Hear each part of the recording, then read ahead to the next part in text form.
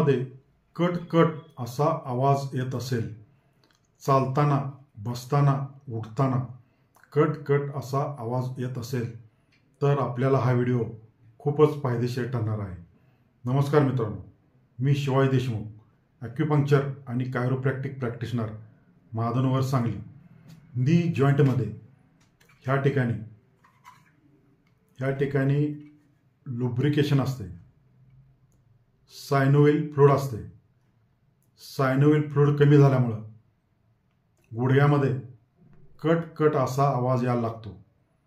तर हा आवाज कमी करण्यासाठी आपल्याकडं ॲक्युप्रेशरमध्ये खूप चांगला उपाय आहे. Dryness energy, stomach meridian dryness वाढल्यामुळे गुडघ्यामध्ये कटकट असा आवाज यायला लागतो. तर आपल्याला ड्रायनेस कमी करण्यासाठी स्टमक मेरिडियनवरचा ST45 नावाचा बिंदू आहे.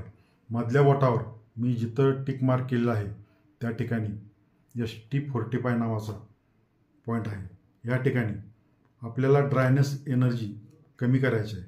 तर त्यासाठी मॅग्नेटचा पांढरा भाग ह्या पॉईंटवरती असं लावून ठेवायचं. असं दोन्ही बोटावरती बॉल मॅग्नेटचा पांढरा भाग ह्या पॉईंटवर असं चिटकून ठेवायचं. दोन्ही बोटावरती 2 मॅग्नेट.